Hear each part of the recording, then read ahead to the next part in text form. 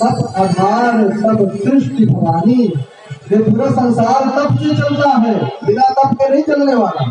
कहीं ब्रह्मा जी तप करिए तो हमारा दर्शन होगा।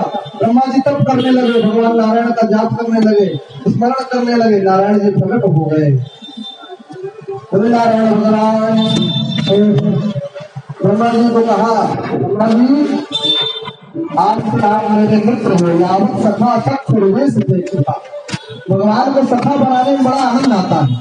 ब्रह्मा जी से हाथ मिलाया शंकर जी को, भगवान नारायण ने कहा आज से आप मेरे सखा हो और मैं आपको चतुर्श्लोकी भागवत देता हूँ। ये भागवत पहले 4 श्लोक में थी, तो 4 श्लोक में ब्रह्मा जी को दिया और ब्रह्मा जी ने इसी का विस्तारीकरण करके नारद इत्यादि को भागवत बना दी।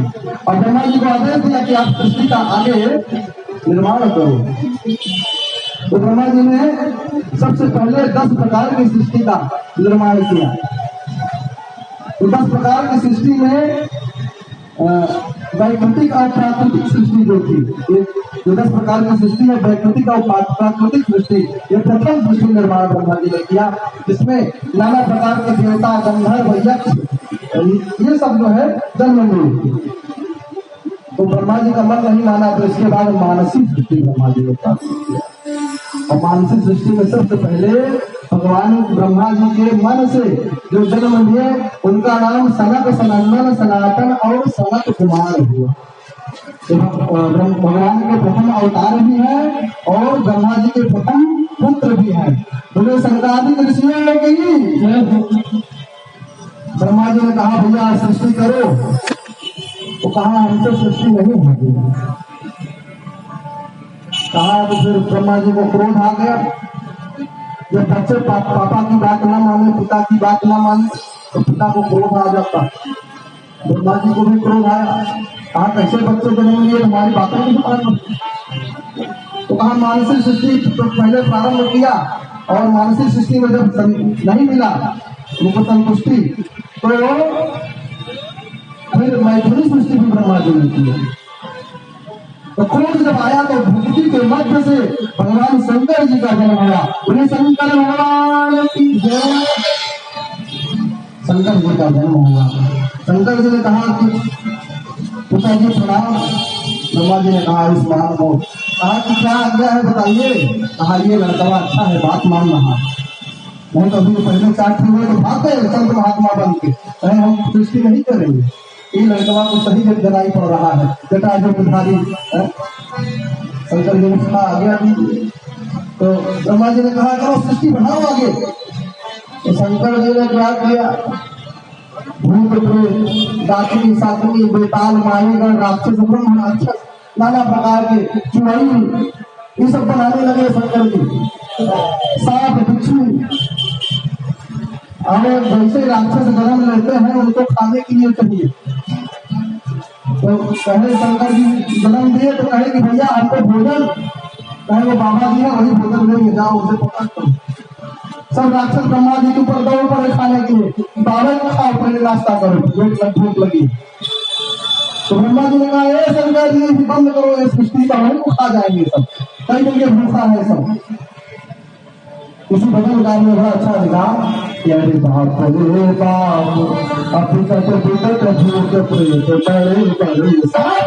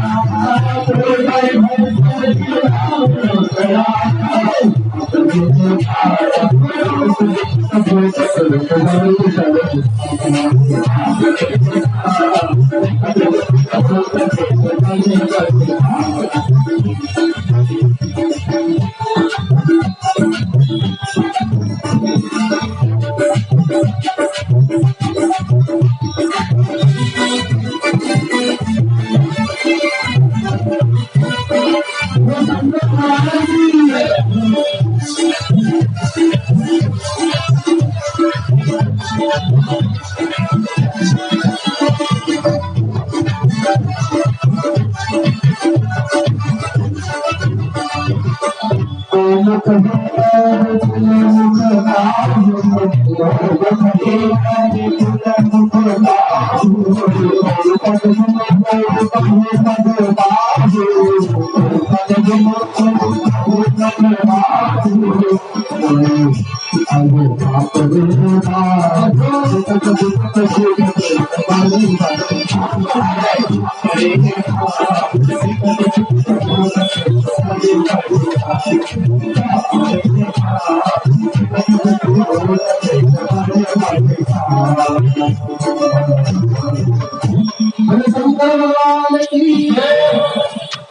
बड़े भूत, वैरायटी के भूत, नाना प्रकार के भूत, अलग अलग प्रकार के भूत, चाइना वाले अलग भूत, जापान वाले अलग भूत, अमेरिका वाले अलग भूत, भारत वाले चुड़ैल और प्रेत, ये सब जो है नाना प्रकार के अलग प्रकार के जो है नाच रहे हैं।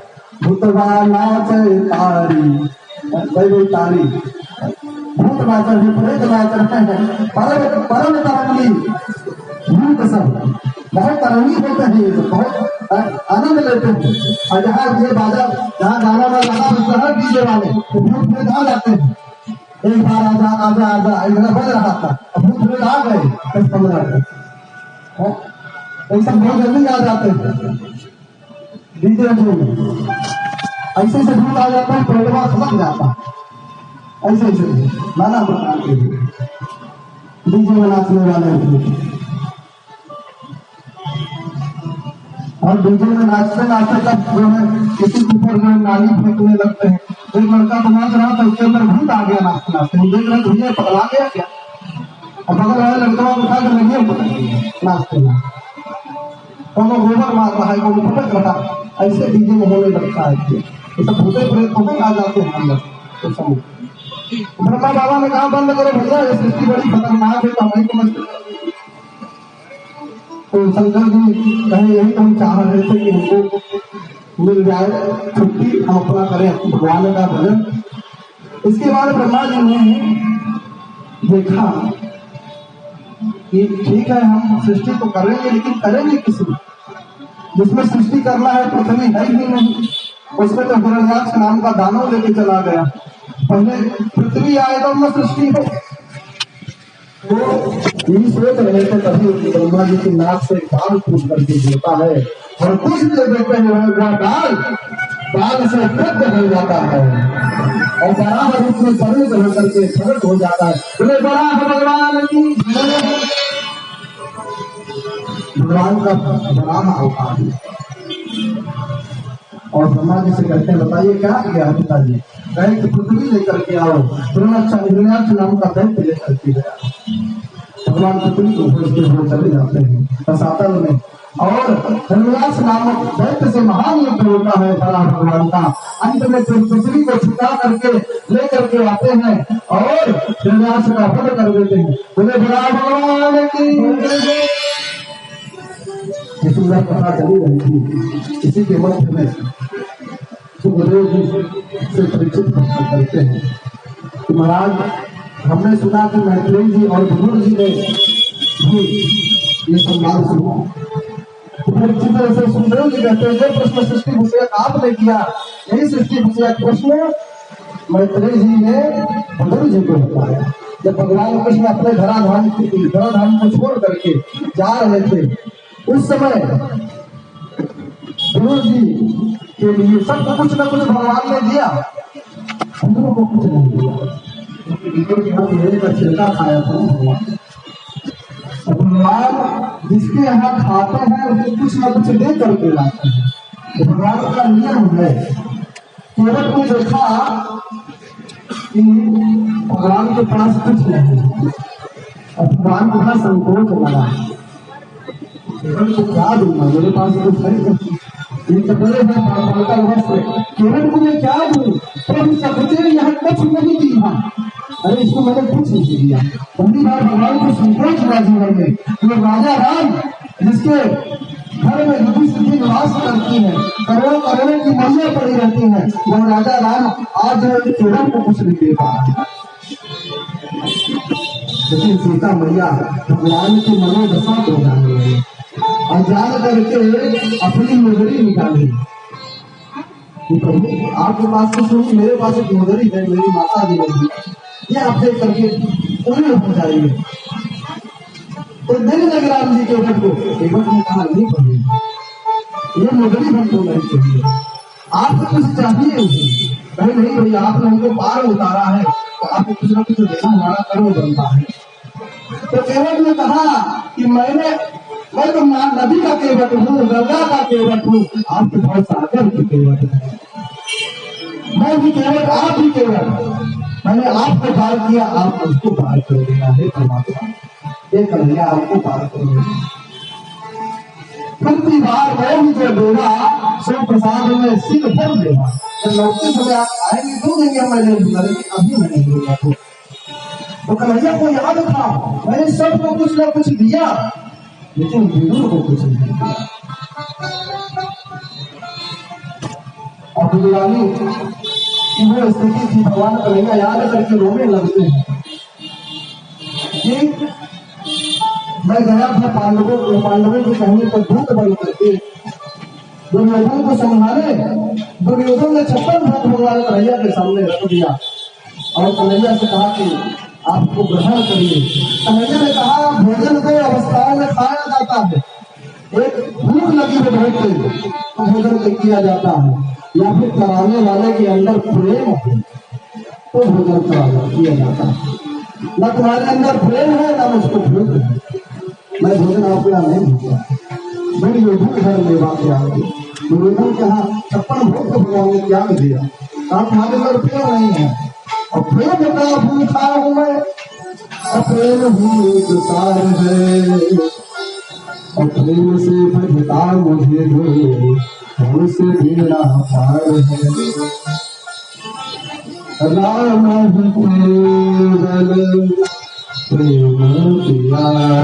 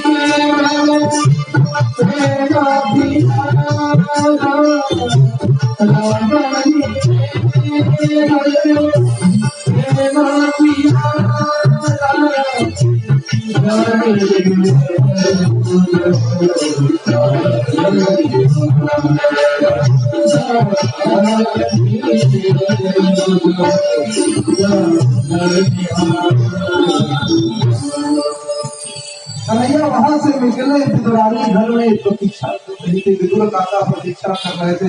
विदुर काका ने कहा था विदुरानी से कन्हैया जब लौटेंगे कहे हैं आएंगे जरूर हमारे घर, लेकिन विदुरानी को भरोसा नहीं हो रहा था।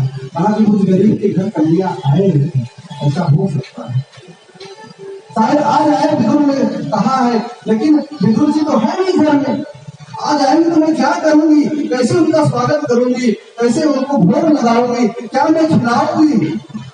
विदुर जी तो सारे कहीं आ गए, थोड़ा सा भी गेट में खटखट होती दौड़ पड़ती है विदुरानी। विदुर जी से ज्यादा विदुरानी क्योंकि हृदय में ज्यादा प्रेम है कि कन्हैया आ जाते, एक बार हम अपने हाथों से उनको भोजन करा देते, एक बार कुछ खिला देते। जैसे गेट में खटखट की आवाज आती है विदुरानी दौड़ पड़ती है कि शायद कन्हैया आ जाए। फिर मन को महसूस करके लौट आती है कि कहाँ हमारे गरीब के यहाँ आएंगे। कहने के लिए तो बहुत लोग कहते रहते हैं आएंगे कि नहीं आएंगे, और एक क्षण नहीं उनके कान में आवाज आई, अरे काकी। अब काकी की तो होश ही ठिकाने न रहे, काकी के वस्त्र की सूझ होने लगी कि मैं क्या पहनी हूँ क्या नहीं पहनी हूँ। जो भी पहना था दौड़ करके काकी भागी है, जैसे अपने बेटे को बहुत दिन से कोई बेटा विदेश गया हो और लौट करके आया हो। आंखों में आंसू आ गए, काकी के दौड़ के भागी है और दरवाजा खोला तो कन्हैया सामने खड़े हुए। मैं क्या खिलाऊं, कहाँ बैठा हूँ, कहीं चटाई रखती हूँ तो चटाई हटा देती हूँ, अरे इसमें कैसे बैठा। कभी जो है चौकी रखती हूँ, चौकी हटा देती हूँ, इसमें कैसे बैठाऊं, इसमें बैठाऊं कुछ समझ में नहीं आ रहा है, कहाँ बैठने के लिए दो, कहाँ इनके क्या दूं, कुछ समझ में नहीं आ रहा है। तुम्हें कन्हैया उनकी नौ बसा को समझ गए और जमीन में बैठ गए। केले ले आए, जल्दी से देखा क्या है घर में, मेरे घर में क्या है, केले नहीं दिखे तो केले खाना है, छीन करके केले को फेंकती गई और छिलका भगवान के मुंह देती गई। और भगवान कन्हैया परमात्मा कहते हैं कि मैं भक्त, अहम भक्त पराधीन हूँ, मैं भक्त के अधीन हूँ, मैं ये नहीं देखता तेरा व्यापार कैसा है, मैं ये नहीं देखता तेरा आचार कैसा है, और मैं ये नहीं देखता तेरा विचार कैसा है, मैं तो ये देखता हूँ तेरा प्यार कैसा है।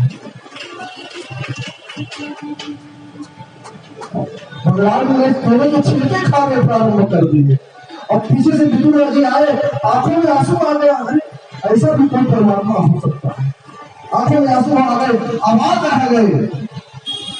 और इसी भजन का आपने बड़ा अच्छा भजन किया है इसी भाव में कि काहे तेरी अखियों में पानी, मुझे अभी भी ले रही है, तो अपने भाग्य की सराहना करते हुए मेरा भाई भी भगवान किसी प्रकार के भक्त थे।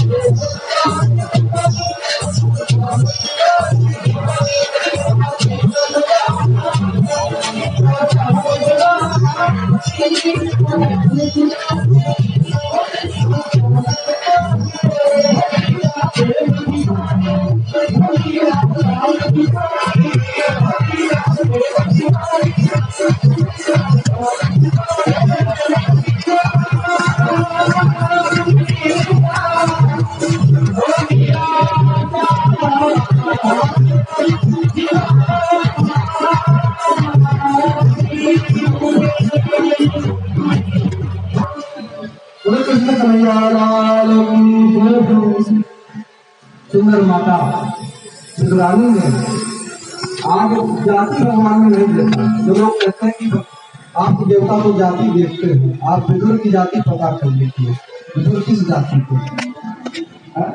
इस श्लोक में लिखा है, भागवत जी ने कहा है, चरणम ध्रुवस्य विद्या गोविंदस्य विदुरस्य यादव पते रुद्रस्य कह रहे हैं कि उस बहनिया का आचरण ही कितना अच्छा था, बहुत अच्छा आचरण नहीं था। भगवान कृपा करते व्यामस्य आचरणम ध्रुवस्य चाहते। अब जो ध्रुव थे उनका आयु कितनी छोटी सी आयु में भगवान कृपा कर दी। ध्रुवस्य चाहते विद्या गजेंद्र से का, और उस हाथी के पास विद्या कौन सी थी जो भगवान उसके ऊपर कृपा करते। और कहा जाति विदुर से, विदुर की कौन जाति अच्छी थी, कहा जाति विदुर से नीच घर में। लेकिन कभी भी भगवान ये नहीं देखते कि तुम किस जाति की, भगवान ये देखते हैं तेरा प्रेम कैसा है। तो विदुर जी के ऊपर कृपा करी, बद्ररानी जी के ऊपर कृपा करी। और इसके बाद विदुर जी को भगवान जब जाने लगे तो याद करते गए। एक ऐसे भक्त हुए विदुर जी जिनको भगवान ने याद किया। प्रायः भक्त भगवान को याद करता है, लेकिन यहाँ उल्टा हुआ। एक ऐसे भक्त थे विदुर जी कि भगवान जाते समय अगर किसी को याद किया है ना तो विदुर जी को याद किया। और कहा है उद्धव जी से, उद्धव बद्रीनाथ जाना ना तो विदुर जी को ये बातें बता देना कि आपको कन्हैया बड़ा स्मरण कर रहे। और मैत्री जी को मैं जरूर जान रहा हूँ, मैत्री जी का पता बता देना विदुर जी को, वो जा करके वहां मैत्री जी से संवाद करेंगे। तो विदुर जी और उद्धव जी का संवाद हुआ तो उद्धव जी ने बताया कि आप हरिद्वार जाइए,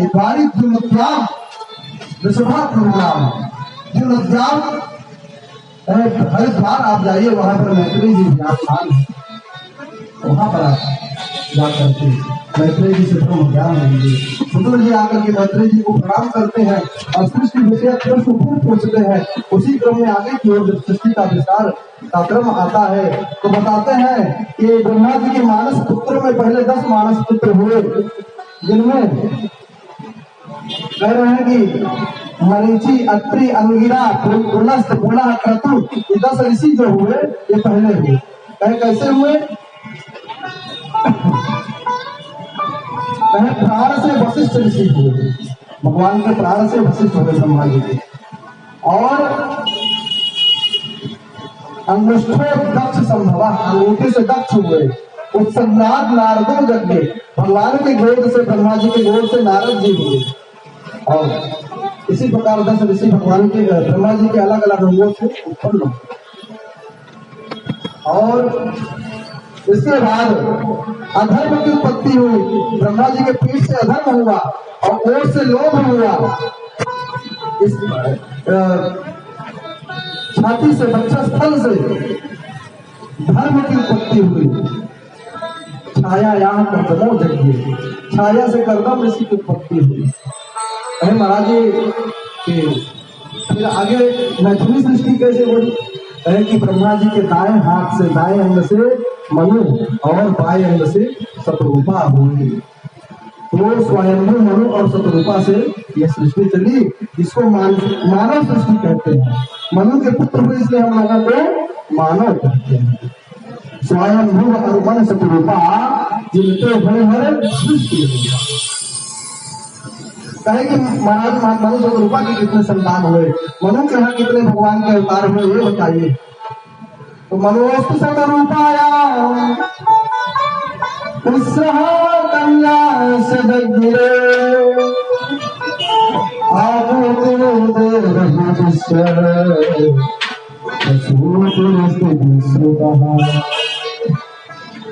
पहले 3 कन्याएं हो, और आजकल अगर कन्याएं हो जाए तो मनुष्य अभिशाप समझता कि कन्या कहाँ से आ गई। बिटिया ना आई होती तो ज्यादा अच्छा है, बिटिया ना होती तो तुम ना होते, अगर बिटिया ना हो तो कल ना हो। इसी कवि ने बड़ा अच्छा भाव दिया है कि वो हमें टाइम पहले ही मिलन करार कर लेते हैं बच्चे और समझ नहीं पाते हैं। आजकल की शिक्षा व्यवस्था ऐसी हो गई और बाद में उनके मिलन का जो प्रसंग है, बच्चे बेचारे छोटे छोटे उसको दंड को प्राप्त करते हैं। कहीं 3 महीने के बालक नाली के किनारे पड़े होते हैं, कहीं 6 महीने के बच्चे जो है नहीं पड़े होते हैं। माता पिता उनको पहले से संस्कार नहीं देते बच्चों को, और बाद में वही गंदगी जो है समाज में प्रदूषित हो। हमारे यहाँ है व्यवस्था, हमारे यहाँ क्यों बाल विवाह कराया जाता है? बाल विवाह को जो लोग नहीं समझते हैं, सनातन धर्म पे उंगली उठाते हैं और कहते हैं कि आपके यहाँ तो छोटे में विवाह करा दिया जाता। अरे छोटे में विवाह करा दिया जाता था, क्यों कराया जाता था? इसमें आपने कभी विचार किया? और विवाह कराया जाता था लेकिन गौना नहीं कराया जाता, गौना रख देते 7 साल 5 साल बाद गौना होता, विवाह पहले कर देते थे। इससे क्या होता था कि बच्चे निश्चिंत हो जाते थे कि हमारा तो विवाह हो गया, अब हमको किसी दूसरे से बात नहीं करना। हमारी अब 5 साल बाद 7 साल बाद आएगी, अब क्या जरूरत है इधर उधर बात करने की। तो इससे क्या होता था, समाज में जो भ्रूण हत्या जैसा एक कलंक चल रहा है, ये भ्रूण हत्याएं नहीं होती। और इससे समाज में एक बच्चा बचपन से समझता था समाज की जिम्मेदारी, और आगे चलकर एक सामाजिक व्यक्ति बनता है। और आजकल क्या है, इस समाज का ज्ञान नहीं है। स्कूल में किताबें इतनी ज्यादा है कि तक किताब पढ़ते पढ़ते उसको किताब का तो ज्ञान है, लेकिन समाज का ज्ञान उसके पास नहीं है। और जब तक समाज का ज्ञान नहीं होगा, मनुष्य आगे नहीं बढ़ेगा। एक बहुत पढ़े लिखे 4 विद्यार्थी जा रहे थे, और गुरुकुल से जैसे निकले, उनको समाज का ज्ञान नहीं था, किताब का ज्ञान। अच्छा वहाँ पढ़ा कहे कहाँ जाए अब यहाँ से, तो कहे किताब देखो, किताब में क्या लिखा है। तो किताब में लिखा था, महाजनो जेल दत्ता से पंथा, महाजन लोग जहाँ से जाए वहीं से चल देना चाहिए।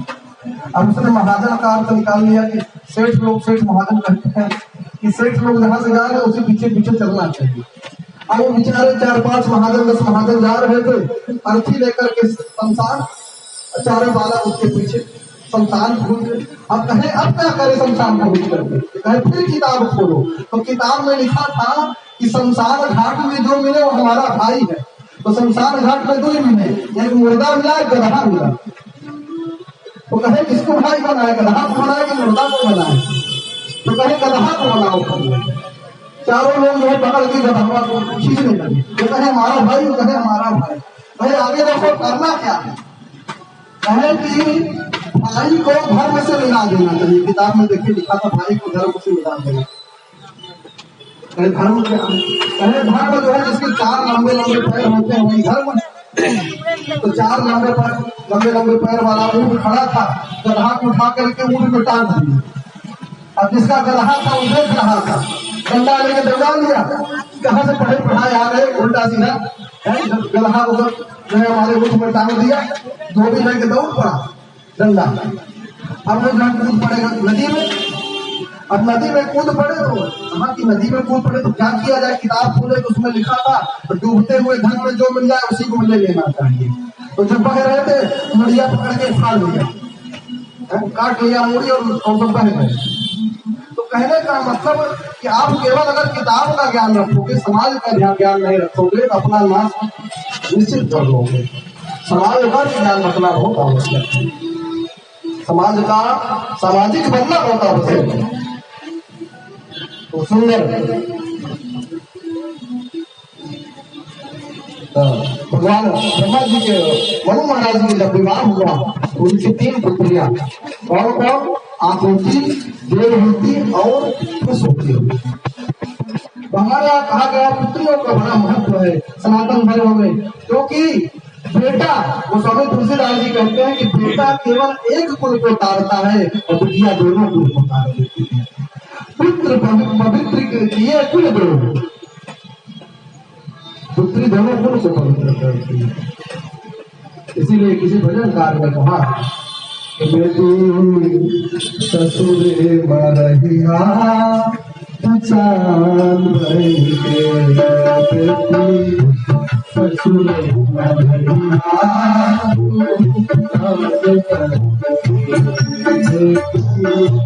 ससुरे मरहिया चांद भई के, ससुरे मरहिया सब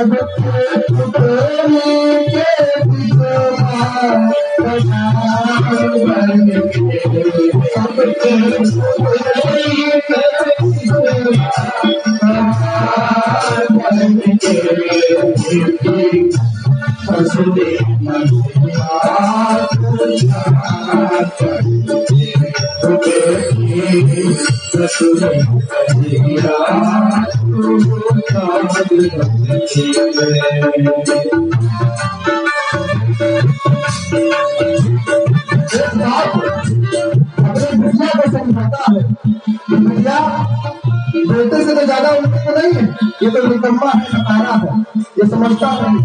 लेकिन तू समझती, तू बचपन से तुम्हें सब कोई झेला है, तूने घर का कार्य किया है, तुमने माता का हाथ बटाया है, तुमने जाना है कि कितना कष्ट होता है। उन्हें पूरे परिवार का जिम्मेदारी अपने कंधे पर रखी है, दौड़ दौड़ करके तुमने काम किया है और तुम्हें जानती है कि एक बाप का इज्जत क्या होती है, एक बाप का सम्मान क्या होता है, एक बाप की पकड़ क्या होती है। ये दुनिया से अच्छा बेटा नहीं मिला। तो एक बाप क्या बात है दुनिया से।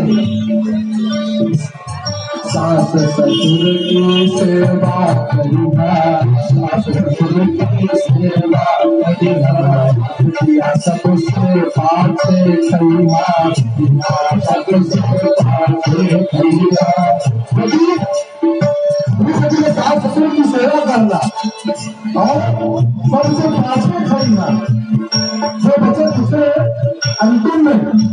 आज हमारे यहाँ की माताएं बेटे को खिला देंगी, ससुर को खिला देंगी, दादी को खिला देंगी, पति को खिला देंगी, उसके बाद जो बचेगा नहीं बचेगा तो हमने देखा अपनी माता जी को टमाटर की पीस करके चावल के साथ खा देती, नहीं सब्जी बची तो कोई बात नहीं।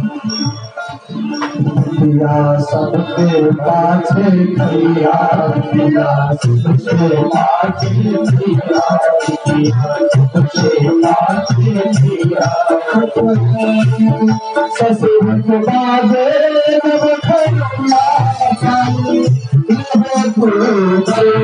ससुर के बाजे जब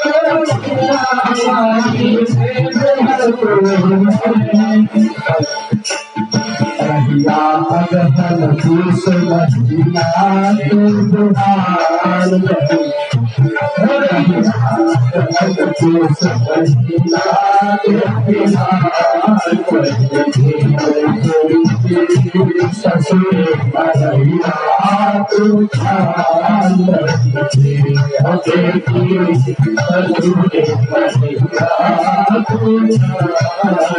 ससुर के जब खराब बजे समझ जाना कि पिताजी उसको गुजर रहे हैं, खट आवाज आ रही, कौन बंदा पानी लेकर के पिताजी को चाहिए लगता है और हमारे अपने ससुर में भेद नहीं करना।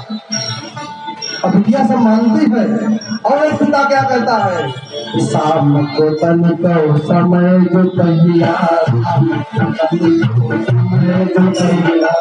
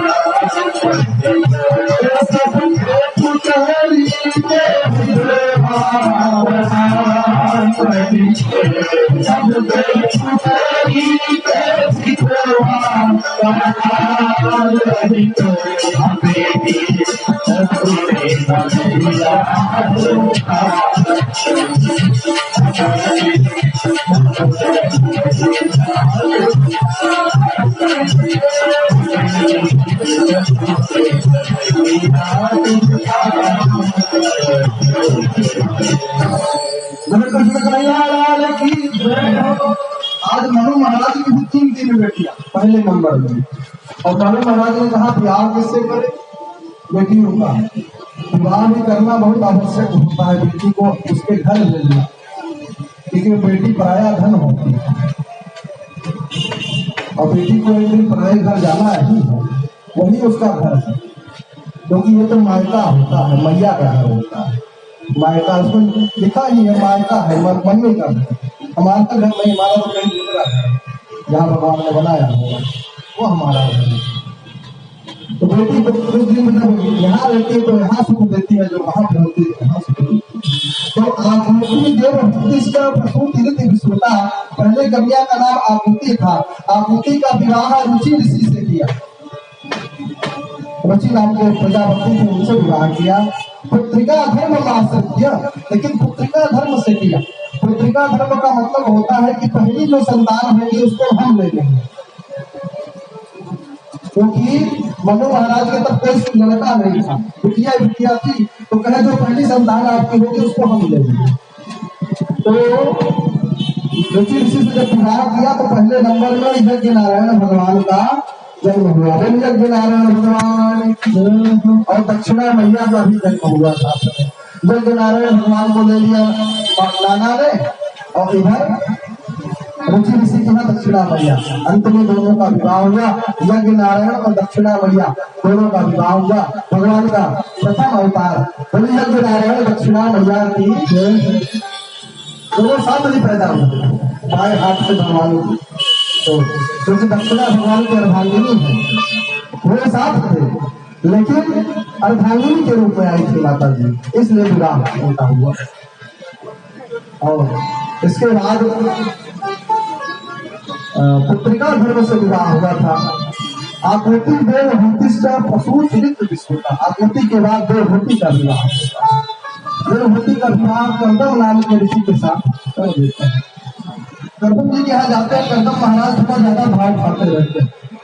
लड़कवा जो है मन मन सोचता रहता है विवाह हो जाए, लेकिन पिताजी कहे बेटा विवाह कर दें, तो लड़कवा कहे अरे अभी क्या जरूरत है, अभी थोड़ा और पढ़ने के लिए दीजिए, हमको तैयारी करने दीजिए। अब मन मन लगभग सोचते रहते हैं विवाह जल्दी से हो जाए, सोचता रहता है किसी तरह विवाह हो जाए। ब्रह्मा बाबा समझ गए कि विधवा के मन में है विवाह, लेकिन भोग नहीं पा रहा। तो ब्रह्मा बाबा ने कहा मनु महाराज को भेजा कि जाओ मेरे बच्चे का विवाह आप करो।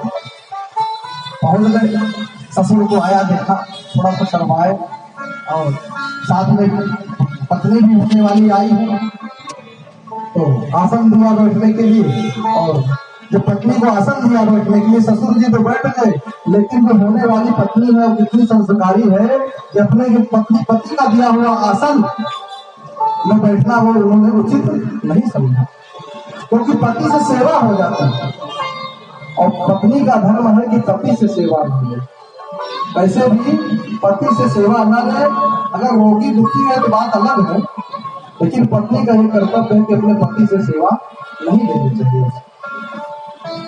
तो कहे कि सेवा अगर नहीं लूंगी तो पातिव्रत धर्म बच जाएगा, लेकिन अगर इन्होंने आसन दिया है और आसन भी अगर इनकी बात को भी नहीं मानोगी तो ये भी दिक्कत वाली बात है। इसलिए हाथ रख दिए, हम आपके आसन को स्वीकार करते हैं, आपकी आज्ञा को स्वीकार करते हैं, लेकिन बैठे के नहीं आपके सामने। स्त्रियां ये हुआ करती थी पहले भारत में, आपके पति खड़े रहे, कोई बात नहीं, आपको पहले मिलना चाहिए बैठे, लेडीज फर्स्ट।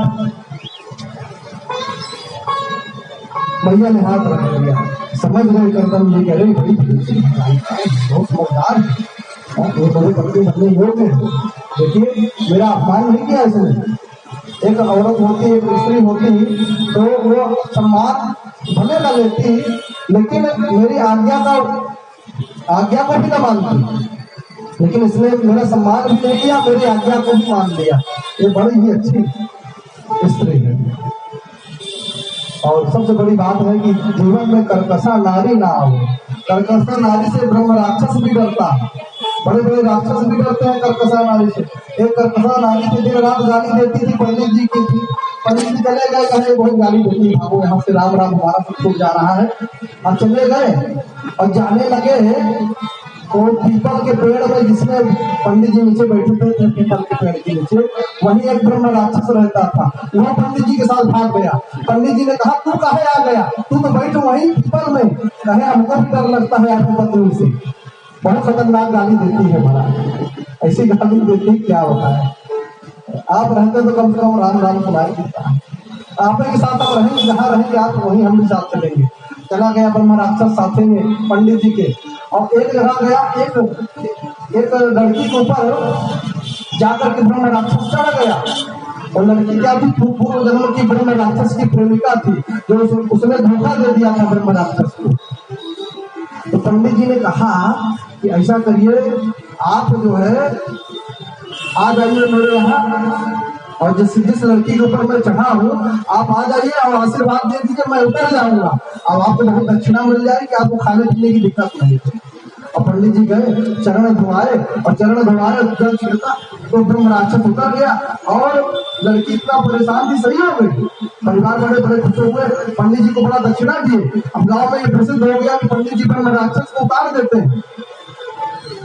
एक दिन ब्रह्म राक्षस अपने दुश्मन के ऊपर चढ़ गया और पंडित जी को बुलाया गया कि ब्रह्म राक्षस वही वाला चढ़ा है। पंडित जी आए, ब्रह्म राक्षस उतर जाओ। अरे महाराज अब नहीं उतरूंगा, ये मेरा दुश्मन है। उस बार उतर गया था क्योंकि वो तो आपका काम था इसलिए उतर गया था, लेकिन अब की बार नहीं उतरूंगा। पंडित जी ने बहुत मनाया लेकिन ब्रह्म राक्षस नहीं उतरा। लेकिन देखते देखते घटना घटी, ब्रह्म राक्षस एकाएक उतर के भागने लगा। पंडित जी ने कहा अभी तक हाथ जोड़ रहे थे, पाँव पड़ रहे थे, नहीं उतर रहे थे, तुम अब एकाएक क्यों भागने लगे।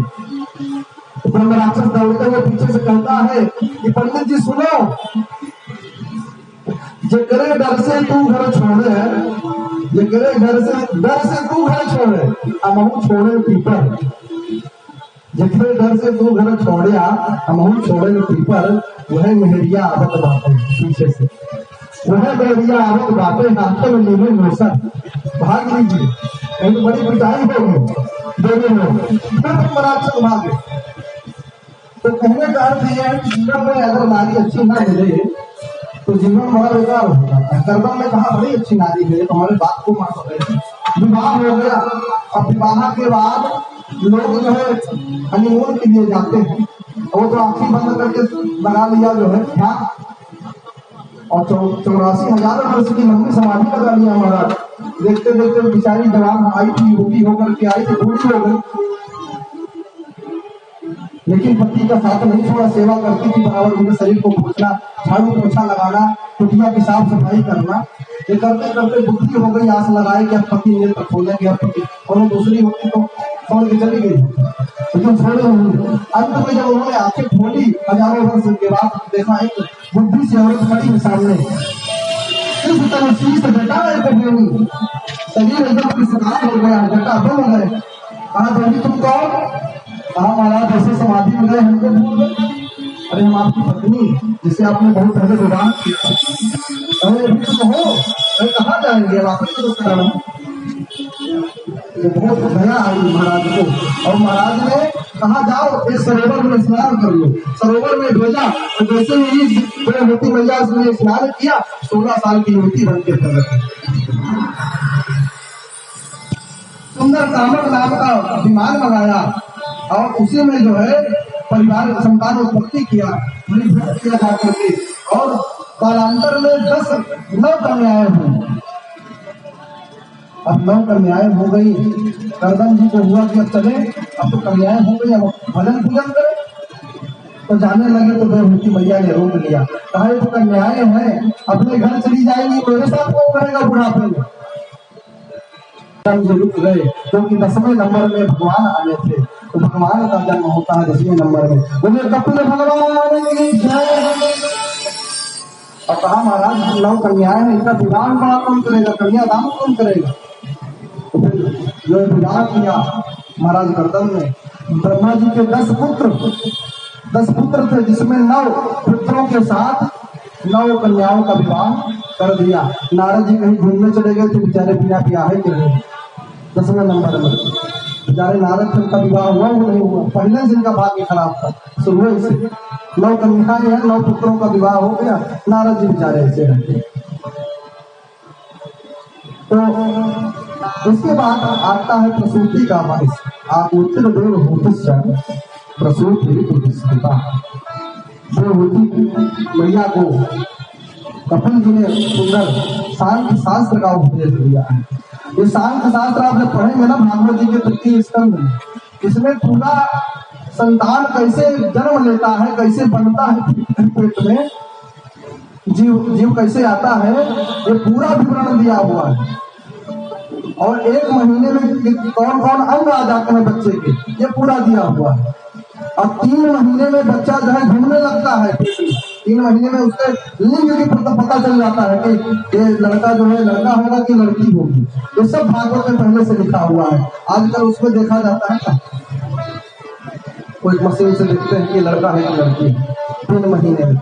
लेकिन भागवत में लिखा है कि कललम फेक रात्रेण त्रिरात्रेण बुद्धबुद्धम, 1 रात्र में कलल बनता है, स्त्री और पुरुष का रज और वीर जब मिलता है तो कलम स्वेक रात्रेण 10 रात्रेण त्रिरात्रेण बुद्बुदम, 3 रात में वो बुद्बुद हो जाता है, बुलबुला बन जाता है और मास भर में उसमें अंडे के समान हो जाता है। वो पिंड जो है पिंड के समान बन जाता है महीना भर में, और उसमें मांसपेशी बनने लगती है सब महीने भर में, और फिर धीरे धीरे सिर का हाथ का निर्माण होने लगता है। 3 महीने में पूरा अंग आ जाते हैं, हाथ पैर सब पूरा बन जाता है, पूरा चिन्ह आ जाते हैं 3 महीने। ये सब भागवत जी में लिखा है।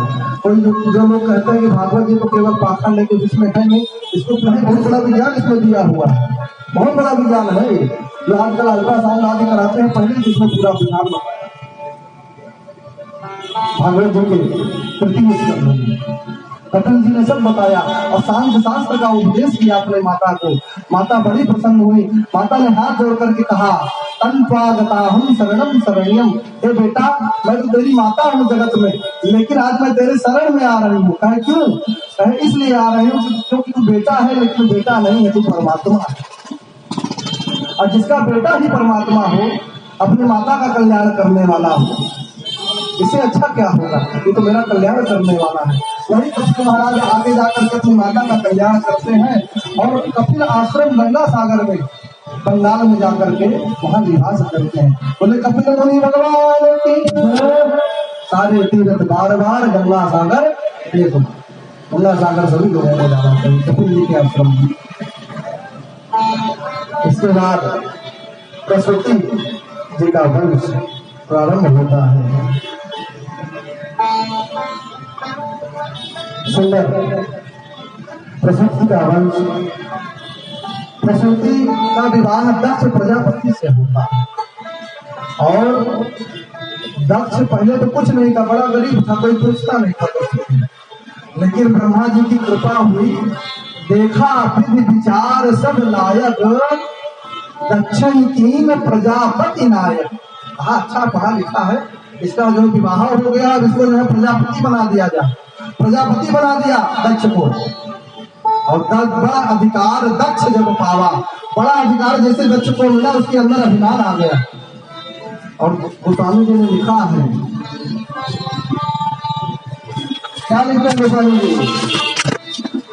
कि संसार में ऐसा कोई नहीं है जो बड़ा अधिकार पा जाए, बड़ा पद पा जाए, उसके अंदर अभिमान ना। असतो जनमा जगमाही प्रभुता पाहिता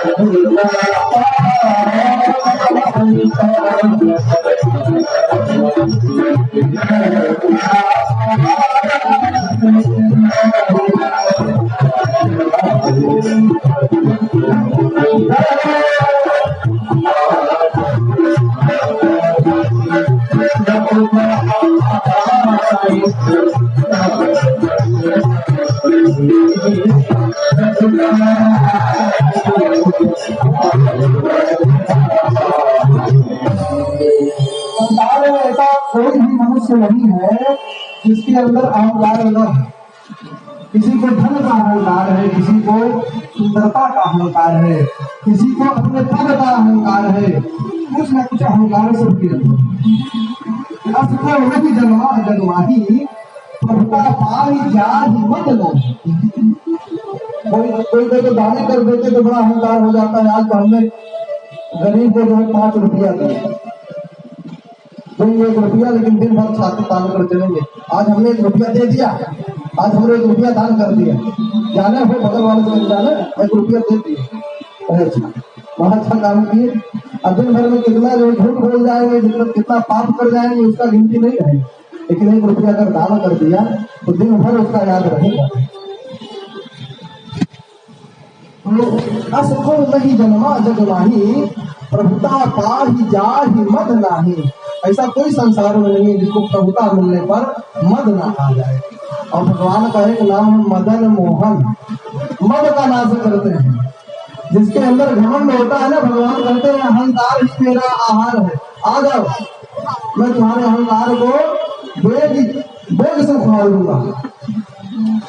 बेग उखाड़े, गर्भ तर उखाड़ी, बेग से जो है पेड़ उखाड़ दूंगा।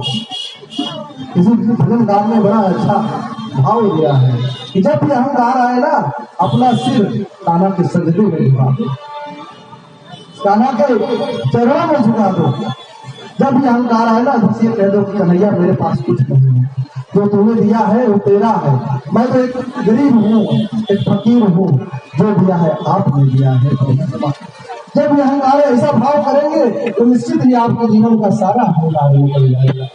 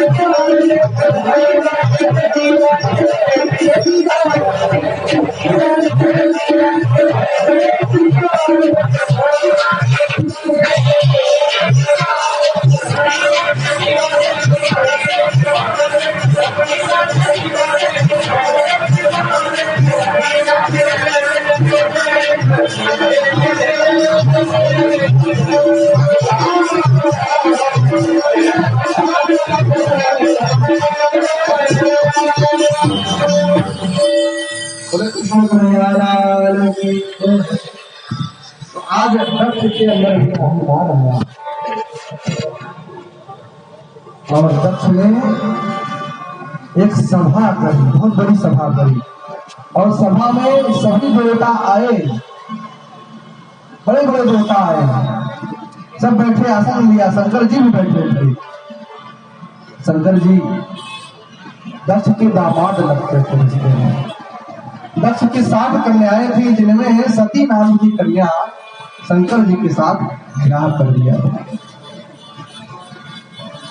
और सती मैया शंकर जी के साथ निवास करती थी।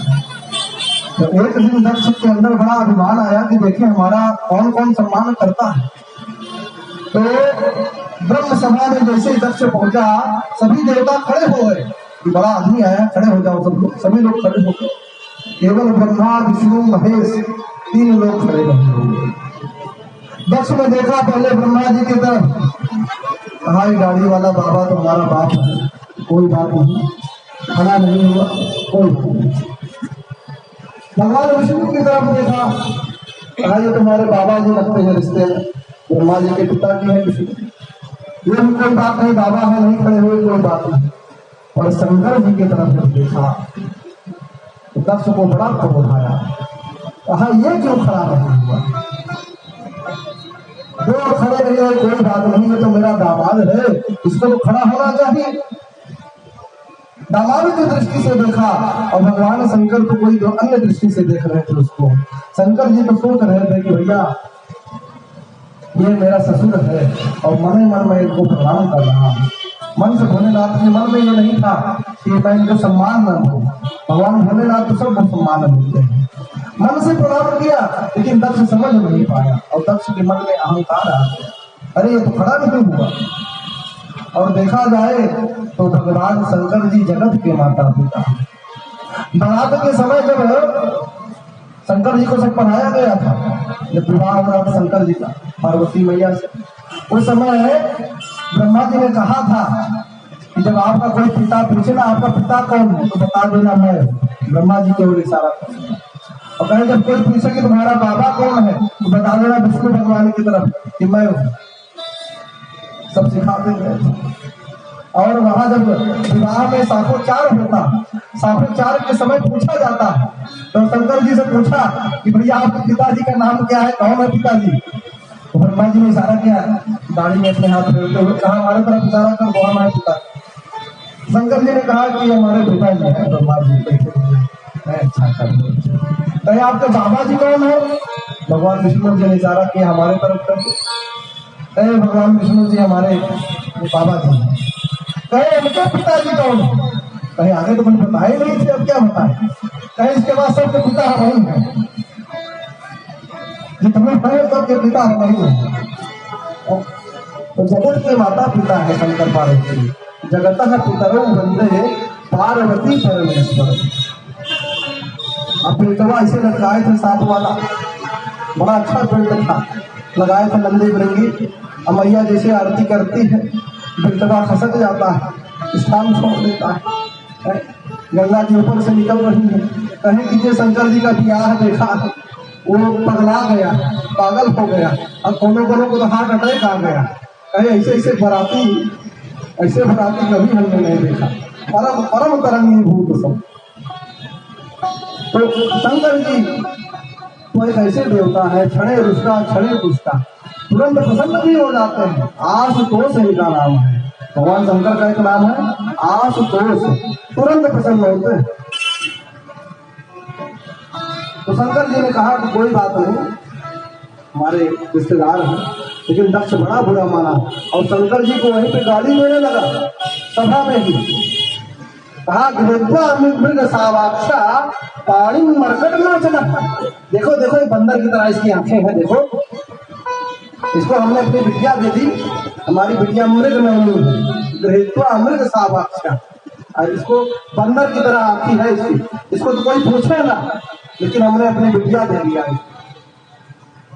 और इतना ही नहीं, कहा इसके दिमाग आए कहाँ से? प्रेतावासेषु भूतेषु, हमेशा भूत प्रेतों के बीच में रहता है, अच्छे आदमियों के बीच में बैठता उठता नहीं, तो क्या जाने कि सभा में किसका सम्मान कैसे करना है।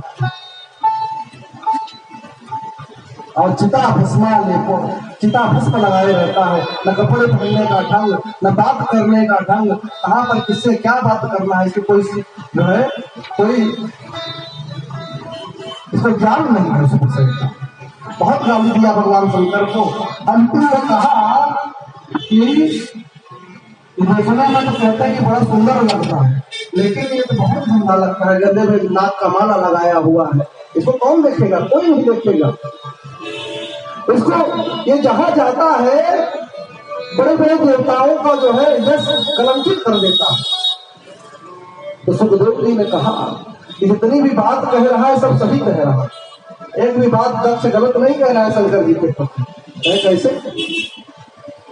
कहे कि जहां भी शंकर जी जाते हैं, सही बात है, बड़े बड़े देवताओं का यश धूमिल हो जाता है। क्यों? कहे कि अगर मुख्यमंत्री बैठा हो, बीच में प्रधानमंत्री आ जाए तो मुख्यमंत्री को कौन पूछेगा? और शिवाप देशो शिवो, देखने में नगन अमंगल वेश है, लेकिन अमंगल वेश होने के बाद भी भगवान शंकर जी मंगल भवन है, अमंगल को हरण करने वाले भगवान शंकर जी हैं। और पानी मरकट लोचना। अंतिम में शंकर जी ने कहा कि चलो कोई बात नहीं, हमने सुना है कि ससुराल में गाली मिलती, लेकिन ये सुना है कि ससुराल में गाली साली दिया करती है और सरहद दिया करती है। ज्यादा हुआ तो सड़भोलो दे देती है गाली की गाली भी, और ज्यादा हुआ तो सासों गरिया देती है जब ज्यादा मन पड़ा। लेकिन ससुर नहीं गिर जाते हैं, ये तो हाँ ससुर गरिया रहे होगा, कोई बात नहीं, गाली भी दे रहे हैं, इनकी गाली के आशीर्वाद है। और ससुराल बड़ा प्रिय है शंकर जी को, अपना ससुराल सभी को प्रिय होता है। संसार में शायद ऐसा कोई व्यक्ति हो जो ससुराल से प्रेम न करता है। जीवन में एक बार ससुराल जाने की इच्छा सभी की होती है, भले कोई न बुलावे, बात अलग है ससुराल से, लेकिन जाना सभी चाहते हैं, क्योंकि 7 चीजें ससुराल में मिलती है, कहीं नहीं मिलती है। कहे कौन कौन? कहे पहली बात साली, दूसरा सड़वाई, सरहद सड़वाई कहते हैं, सास ससुर, साला साहब, ससुराल, ऐसे करके 7 चीजें जो है ससुराल में मिलती है। और कहा गया है कि जो बच्चा अपने पिता माता का सम्मान न करता हो उसको साल भर के लिए ससुराल भेज, साल भर के लिए। जो माता पिता का सम्मान न करे बेटा ना, उसको साल भर के लिए ससुराल भेज दो। तो बेटा सोचा कि बड़ा अच्छा होगा, ससुराल जाएंगे तो माल पुआ खाने के लिए मिलेगा, रबड़ी मलाई। कहीं जाकर के देखो ससुराल जितना अच्छा है उतना बुरा भी है। और ससुराल 1-2 दिन के लिए, ज्यादा दिन के लिए नहीं। कहे कि एक बेटा चला गया, पिता ने कहा जाओ ससुराल होके आओ 1 साल के लिए। बेटवा गया, खूब अच्छे से, पहले दिन तो ऐसा स्वागत हुआ, मंगल छतरी लेके खड़ा, लाऊ महाराज छतरी लेके खड़े हैं, स्कॉर्पियो से उतरे, सब जो है सखियां सरहद सास खड़ी है आरती का थाली लेकर के, अरे दामाद जी आ गए, दामाद जी आ गए, उतारो उतारो आरती उतारो, गाओ मंगल 4 गाओ। मंगल गाने लगे सब, सुंदर फूल वर्षा होने लगी, ऐसे ऐसे फूल बरसाने लगी सब। अरे दामाद जी आए हैं। बगल में सब जो है जो सरहद है, सरवाई में से बात करने लगी, ऊपर से नीचे तक देखने लगी। माताएं देखती बहुत है, बात भी करती, हंसती भी, देखती भी, चाहे आदमी हो चाहे औरत, सबको देखती है। सरहद बात करने लगी, सब तो ठीक है लेकिन थोड़ा आंखें टेढ़ी दिखा रही। कोई बात नहीं, दामाद जी कहे अरे आज तो प्रधानमंत्री भी फीका पड़ जाए दामाद जी के आगे। प्रधानमंत्री एक तरफ आ जाए, दामाद जी एक तरफ आ जाए, ससुराल पक्ष वाले दामाद को ज्यादा इज्जत करेंगे, प्रधानमंत्री एक तरफ रहे, कोई दिक्कत नहीं। उस दिन तो कैमरा वाला भी, प्रधानमंत्री जाइए आप उधर, कैमरा घूरे लगा रहेगा। अब दामाद जी पहुंचे, पहले दिन 256 हो, थाली इतनी बड़ी, कचौड़ी पकौड़ी पापड़ सलाद नाना प्रकार के आइटम, थोड़ा थोड़ा पेट भर गया। और फिर सास ने शाम को पंखा जलते हुए तुम्हें भी रुकेंगे, कहे 2 दिन रुकेंगे। 256 से दूसरे दिन 56 भोग हो गए, 200 खत्म है, 56 भोग रह गए। फिर कहे तो साथ को पंखा जलते हुए कितने दिन अभी आऊंगा, अभी रुकेंगे, अभी चिंता नहीं, रुकेंगे। इस बार आप बार कहती हैं आते नहीं है, आते नहीं, इस बार आ गया। अरे अच्छा, 3 दिन 4 दिन हुए, 56 भोग से 11 भोग, 10 भोग, 5 भोग, दाल चावल सब्जी रोटी हो। अब सिर पे हाथ रखे सांस कहती अब जाएंगे। कहे तो आए हैं साल भर रुकेंगे। कहे अच्छा साल भर, ए बिटिया गोबर वाला बोले आओ तो करी जाइए दामाद जी से गोबर पाठिए जाकर, गोबर सब्जी ले आइए जाके बाजार से।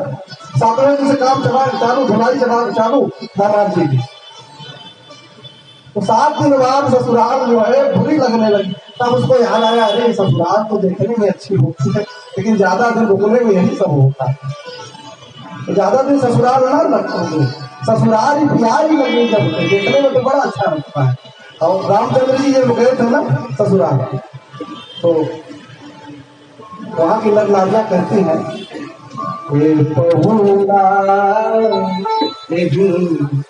मिथिले में रहूना,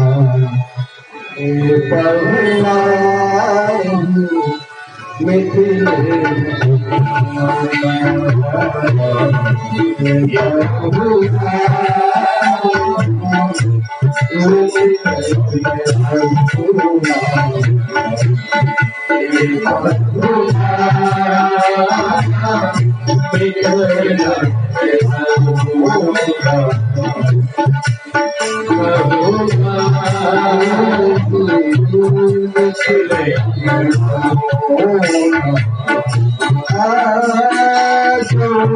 सुख ससुरारी रोज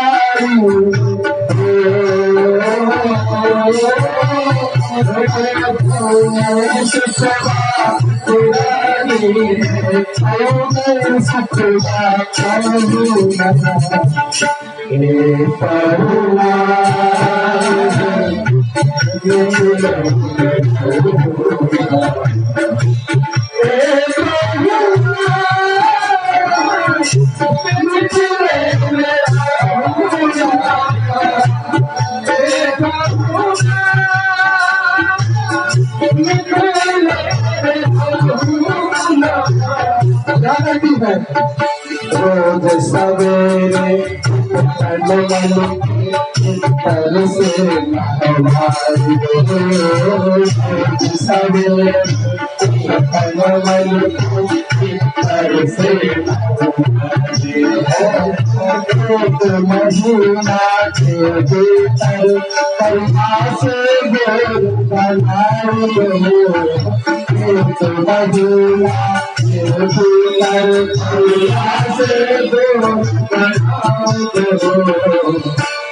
झूठ कहत ना पानी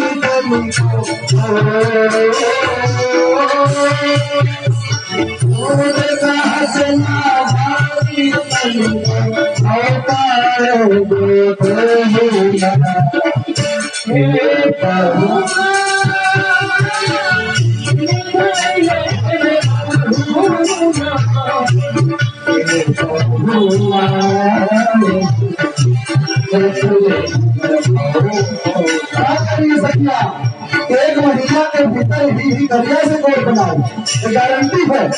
और अगर तो उपकरण से इस तरह से नहवाओ, एक महीना के भीतर दरिया से गोद बनवाओ। और क्या कह रहे हैं? मन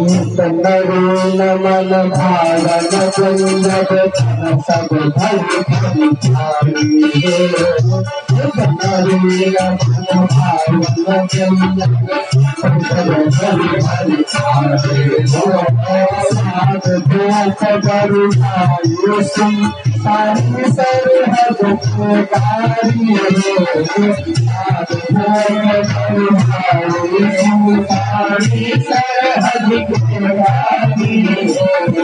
बार बार हम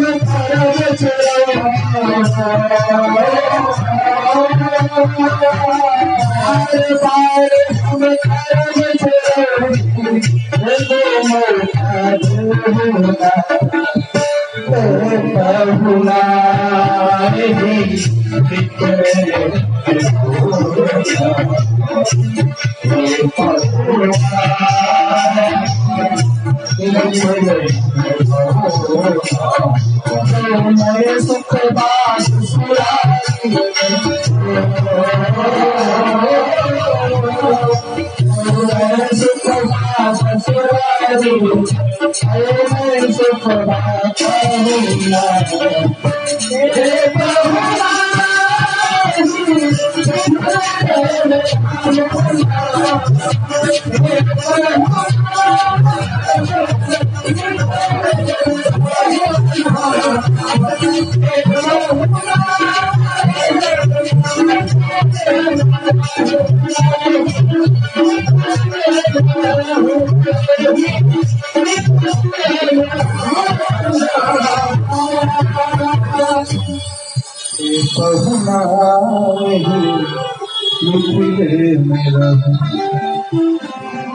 ससुराल वाले चाहते हैं कि रुक जाए। शंकर जी को भी बड़ा प्यारा है ससुराल। एक बार चले गए नंदी बाबा के साथ ससुराल अपने, और नंदी बाबा ने कहा शंकर जी से कि प्रभु हमको भूख लगी, क्या करे? कहीं जितने खेत में सब तुम्हारे नाना के यहाँ खा जाओ। अब खेत एक बेचारी बुढ़िया आ था, अब बुढ़िया के सब हाथ खड़े हुए डंडा लेके रखवारी कर रही थी। फिरवा चलने लगे जब नंदी बाबा, बुढ़िया आई और नंदी बाबा को पहले 2 सोटा लगा। और कहा बैल है किसका, खेत में छोड़ दिया। देखा एक बाबा बैठा है योगी, तो वही तू डंडा शंकर जी को लगाई। शंकर जी को जब तुम डंडा लगाई तो शंकर जी ने कहा कि भैया हमने सुना था कि ससुराल में गाली मिलती है तो डंडा मत देना। तो शंकर जी बड़ा प्रसन्न हुए कि चलो बुढ़िया डंडा मार रही है। शंकर जी ने अपने झोली से भस्म निकाला, बुढ़िया को फिर मार दिया। और जैसे बुढ़िया के मारा तो बुढ़िया 16 साल की जवान हो गई, अपना अंग बेचने लगी, शरीर बेचने लगी। दौड़ते भगी, जितने भी उसके साथी संगाती थे सब बोला बुढ़िया जितने थे सबको बता दी गई कि एक बाबा आया है, उसको डंडा मारो, गाली दो तो जवान कर देता है। पूरा का पूरा गांव शंकर जी के पीछे पड़ गया, डंडा लेके खदेड़ दिया शंकर जी को। शंकर जी ने कहा भैया 2 डंडा तो सह लिए, अब ज्यादा डंडा भी नहीं खा पाए। ससुराल में पूरे लोग पीछे पड़ गए। तो ससुराल बड़ा अच्छा लगता है। शंकर जी ने कुछ नहीं कहा, उस बात को भूल गए। और एक दिन पक्ष में बहुत बड़ा यज्ञ किया शंकर जी का अपमान करने के लिए, और सबको भाग दिया। कतहु नदी कसम कर भागा, शंकर जी को कोई भाग नहीं दिया। छोटे से छोटे देवता को भाग दिया, लेकिन शंकर जी को भाग नहीं दिया, न बुलाया। अब जो है माता सती शंकर जी की सेवा कर रही थी, और ऊपर से विमान चले जा रहे हैं उड़ते हुए आकाश से। तो सती मैया ने पूछा अप्सराओं से, अरे अप्सराओं बड़ा सज धज के जा रहे हो, गाते हुए कहाँ जा रही? कहे लोग इसी के पिता के यहाँ यज्ञ है, इसी को पता। अरे बहन तेरे ही पिताजी बहुत बड़े यज्ञ किए हैं, तुमको नहीं बताया क्या? कहा यज्ञ किया पिताजी, शायद चिट्ठी उठी भेजी होगी, रास्ता में अटक गई होगी, या किसी से कहवाया होगा। क्योंकि यज्ञ आदि काम में, बड़े काम में मनुष्य जो व्यस्त हो जाता है, किसी को कह नहीं पाता। शायद भुला दिए हो या किसी से कहे हो, वो ना कहा होगा। बड़ा मन में उनके वहां को चलने लगा। शंकर जी के शरण में और हाथ जोड़ करके कहा प्रजापतस्ते ससुरस्य सांप्रतम निर्यापितो यज्ञ महोत्सवतिलम् वयं च तत्राहुसराम वामते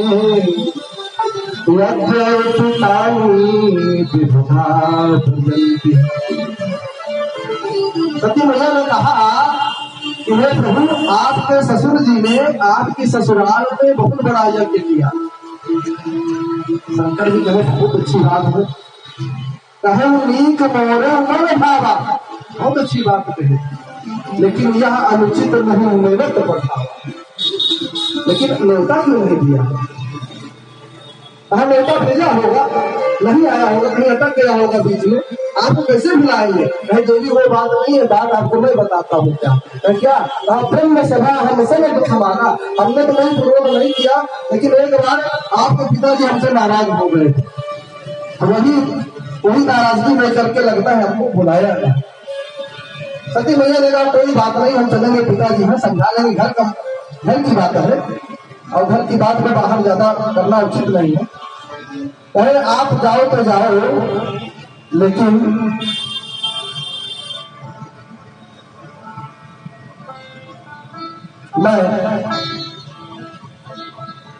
मैं तो नहीं जाऊंगा।